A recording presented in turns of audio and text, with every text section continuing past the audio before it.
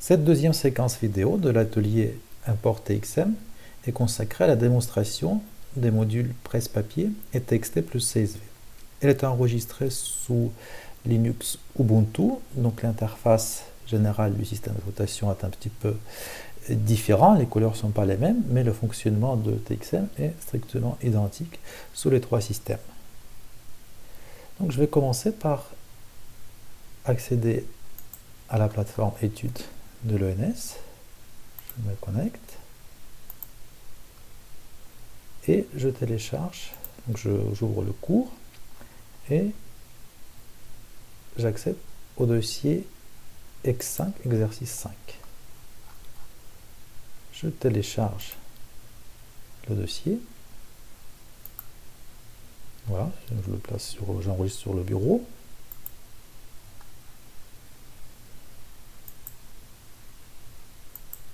Voilà, j'ouvre le dossier avec mon navigateur de fichiers.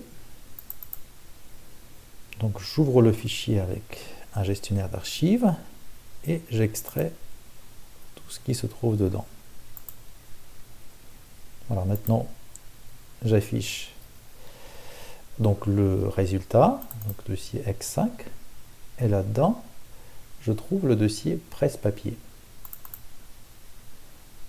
Dans ce dossier, il y a un document Word, Jobert 1579 underscore 1-02.2x. Je fais un double clic. Donc sous Linux, il s'ouvre avec Writer parce qu'il n'y a pas de Word pour Linux, mais ça n'a aucune importance. Donc ce qu'il faut, c'est tout copier et coller dans TXM. Donc je fais CTRL A pour tout sélectionner et CTRL C ou commande C pour tout copier. Voilà, maintenant je peux ouvrir TXM. Donc je vais trouver TXM 08 et on va procéder à l'import. Dans TXM, je m'assure que la console s'affiche en bas de la fenêtre. Si ce n'est pas le cas, je peux la rétablir en passant par le menu affichage, vue console. Si j'ai bien installé et configuré TreeTagger, je vais m'assurer que la langue qui sera utilisée pour la notation de l'import presse-papier est bien le français. Donc je vais dans le menu Édition, Préférences, TXM, Utilisateur, Import. Et donc je regarde le code de la langue qui s'affiche sous presse-papier, langue par défaut. Donc si votre système d'exploitation est en français, vous aurez très probablement ce code FR, donc qui est le bon. Si votre système n'est pas en français, vous aurez sans doute le code de votre langue. Donc vous mettez bien FR à la place et puis Apply and Close. Maintenant, tout est prêt pour l'import presse-papier. Donc on utilise le menu Fichier, Importer, presse-papier. Des messages commencent à s'afficher dans la console. Le processus va prendre quelques instants.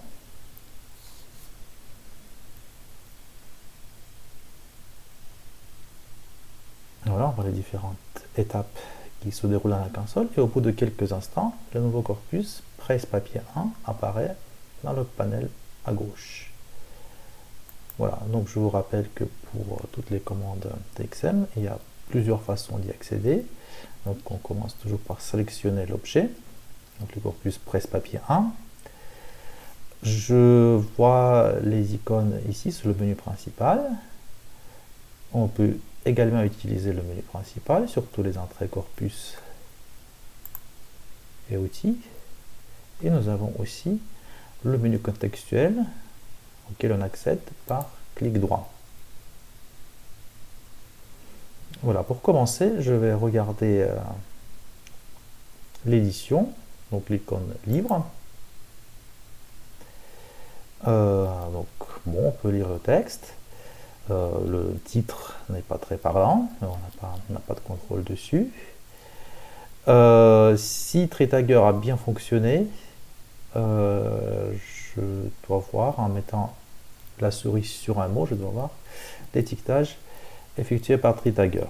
Donc sur la forme Home, nous voyons bien donc l'étiquette post part of speech non, et le lemme homme sans S qui est correct. En revanche, si je mets la souris sur sembler, donc l'étiquette VER, PPER, participe passé du verbe est correct.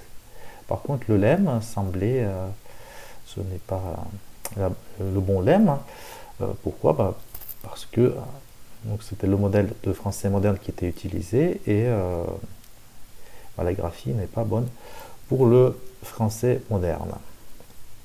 Alors, on va maintenant regarder les propriétés du corpus, donc le bouton I. Donc c'est une sorte de résumé de ce qui a été indexé et vu dans le corpus par TXM. Le nombre de mots, donc 659. Le nombre de propriétés, donc il y a Word qui est toujours présent, c'est la forme du mot, donc LB, N numéro de la ligne, c'est pas très intéressant dans notre cas. Et puis, donc si trait d'ailleurs a fonctionné, donc il y aura FR pause et FR lemma, donc part of speech et lemma automatique. Voilà, nous avons un résumé des valeurs de ces propriétés, donc limité à 100 par défaut. Bon, je crois qu'on a toutes les étiquettes, et il y en a moins de 100. Et on a donc les 100 premiers lemmes et formes des mots. Et les propriétés de structure, donc structure intermédiaire, on voit que c'est extrêmement limité. Donc il y a l'unité texte, elle est seule, et le nom est juste presse-papier. Et on a des phrases qui ont été balisées automatiquement. Voilà, maintenant, donc la commande lexique, A, Z sur fond blanc. Donc j'obtiens le lexique des formes du texte. Je fais un double-clic sur l'une des formes, par exemple est, donc EST, et j'obtiens la concordance, donc les références de la concordance, toujours juste le nom du corpus, donc du texte. Un double-clic sur l'une des formes, et donc je vois la page et l'occurrence recherchée qui est surlignée, donc il y a plusieurs occurrences de la forme EST sur cette page, donc celle qui correspond à la requête est surlignée d'une couleur un peu plus vive.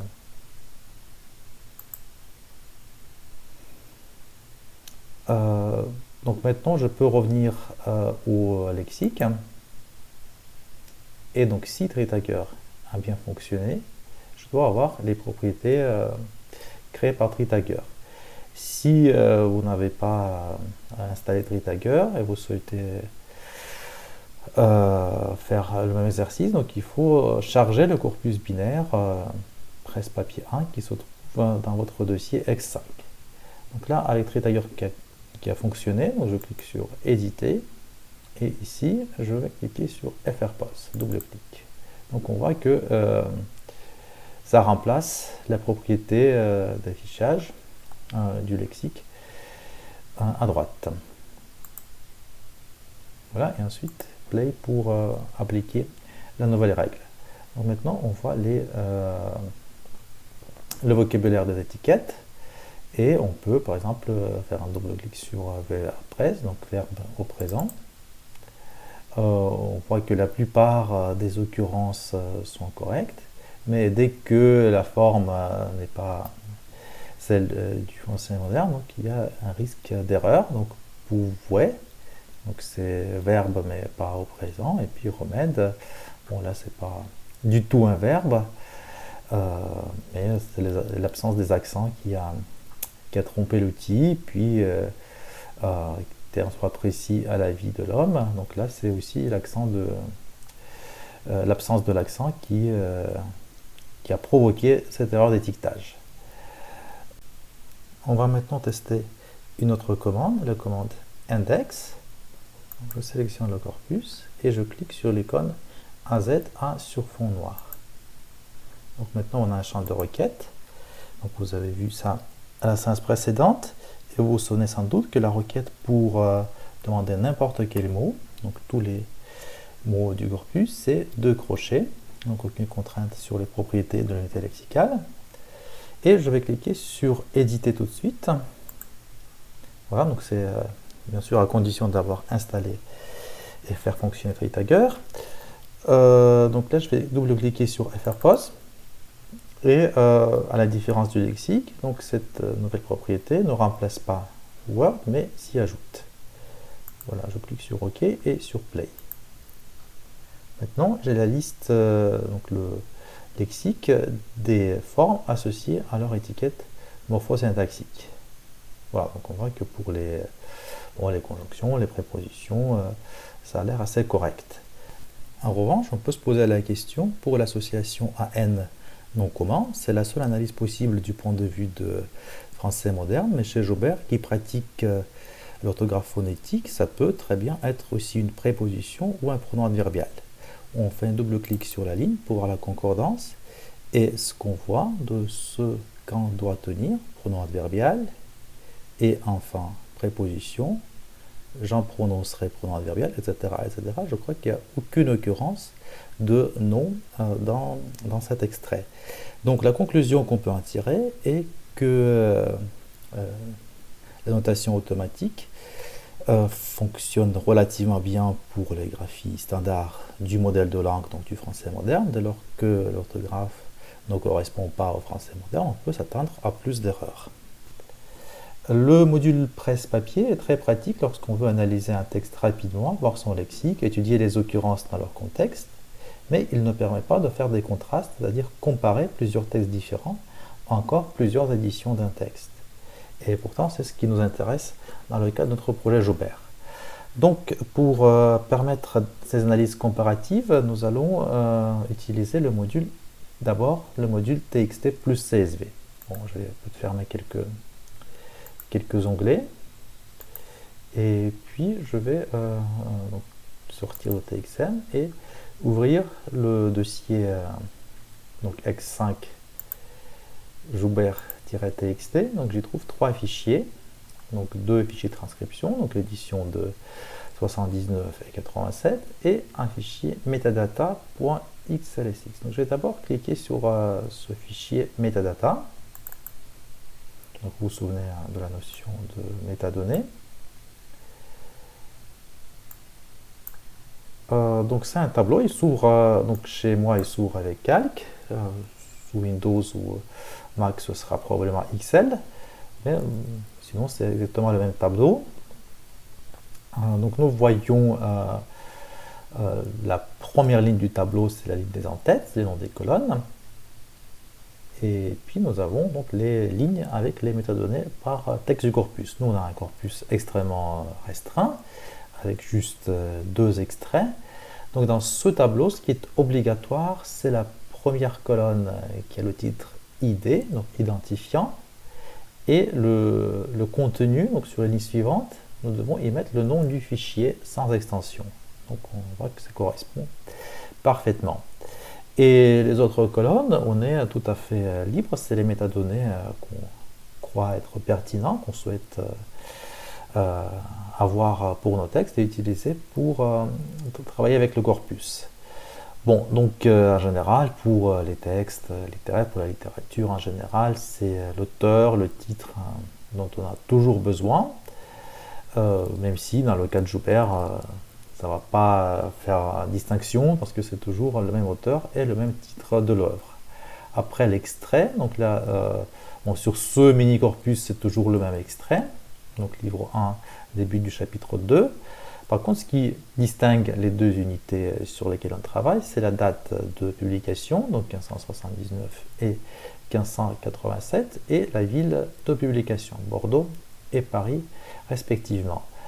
Donc sur les noms des propriétés, il y a quelques contraintes, donc on donne le nom qu'on souhaite, mais il faut utiliser uniquement les minuscules sans accent. On peut utiliser le tiret, mais pas d'autres ponctuations, pas d'autres caractères. Bon, je peux fermer donc, ce tableau de métadonnées et je reviens à TXM. Alors, je vais encore fermer les onglets de trop et je vais accéder au menu Fichier, Importer TXT plus CSV. Donc il y a un formulaire de paramètres d'import qui s'ouvre. Donc c'est tous les modules sauf presse-papier ont ce genre de formulaire d'import. Donc pour le moment, les options sont grisées. Donc il faut toujours commencer par sélectionner le répertoire des fichiers sources. Donc je clique dessus et je trouve le dossier, donc Joubert TXT. Et je valide. Donc TXM propose le nom du corpus, donc qui est basé sur le nom du répertoire, donc il est normalisé, donc là on a le droit d'utiliser uniquement des majuscules et sans accent. Voilà, on peut quand même mettre des tirets, donc ça va faciliter la lecture du nom du corpus. Si je mets une autre lettre, une minuscule, donc il y aura un message d'erreur qui va s'afficher.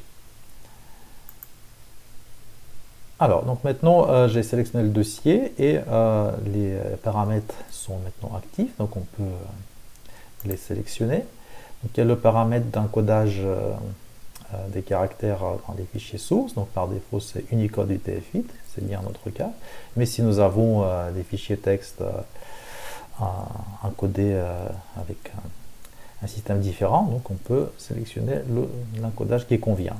Donc langue principale, donc si vous n'avez pas Tritagger, donc il faut absolument décocher cette case annoter le corpus. Si vous avez Tritagger, donc vérifiez que ici c'est bien FR. Donc pour l'import TXT, donc la langue, on n'est pas obligé d'avoir la même langue pour l'import presse-papier et pour l'import TXT. Bon, c'est à peu près tout ce dont on avait besoin. Maintenant, on peut lancer l'import du corpus. Voilà, donc ça a pris quelques instants et nous avons un nouveau corpus Joubert-TXT. Donc on peut toujours regarder l'édition. Donc on voit que la page de garde a un petit peu changé. Donc on a le titre du fichier. On a deux textes. Donc on peut naviguer entre textes avec ces boutons à droite. Les métadonnées s'affichent aussi sur la première page. Ça peut être pratique de les regarder. Et donc sinon, la présentation du texte est quand même très similaire à ce qu'on avait dans presse-papier. Donc on a toujours les annotations de Tritagger, mais faisons maintenant un lexique, général. Voilà, je fais un double-clic toujours sur la forme E, donc EST, et je vois que la référence des concordances a changé. Donc maintenant, c'est pas le nom du corpus, c'est le nom du texte. Donc on a à peu près la moitié des occurrences de l'édition 1579 et l'autre moitié de l'édition 87. Donc il est possible de configurer ces références pour en faire une vraie référence bibliographique qu'on peut copier-coller dans un article. Donc pour ça on va dans les paramètres. Donc je clique sur la roue dentée et je regarde donc référence vue. Donc par défaut c'est texte ID, mais je peux prendre donc texte auteur, texte titre, texte ville et texte date. Et j'enlève texte ID. Voilà, je ferme la roue dentée et je clique sur play. Voilà, donc maintenant, bon, c'est un peu long, mais c'est une référence bibliographique pratiquement complète. Maintenant, si je vais comparer ces deux textes, donc on peut créer ce qu'on appelle une partition. Donc je sélectionne le corpus et je clique sur le bouton donc avec trois lignes verticales, donc construire une partition.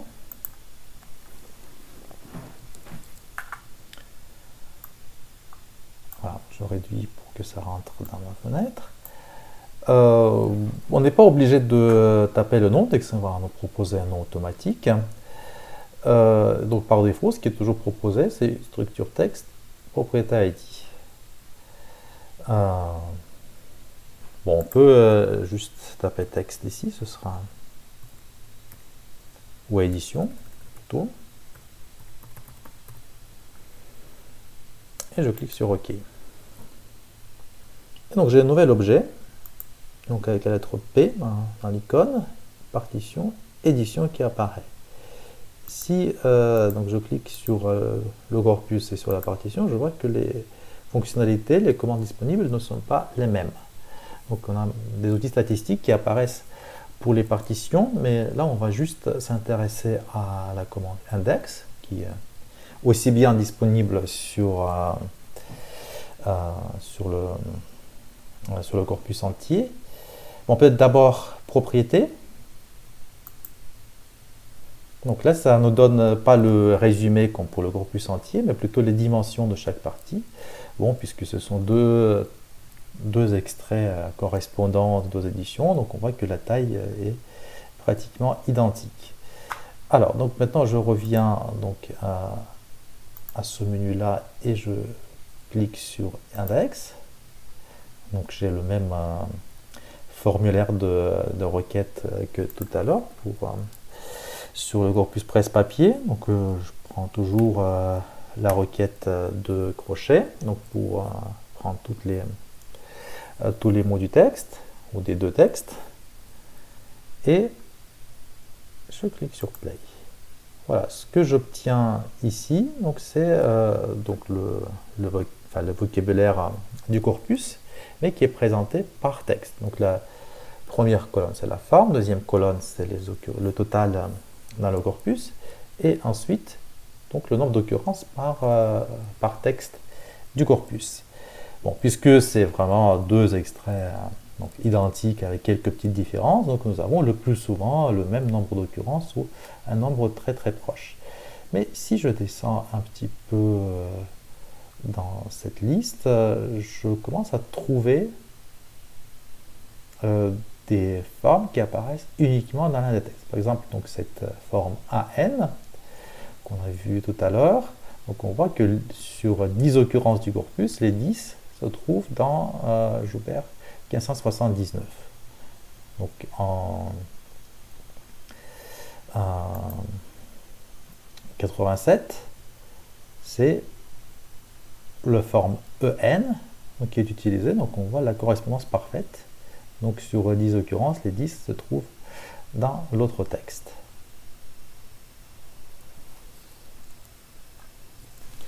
Donc nous voyons que ce module d'import texte brut, donc TXT plus CSV, nous donne un certain nombre d'avantages par rapport au module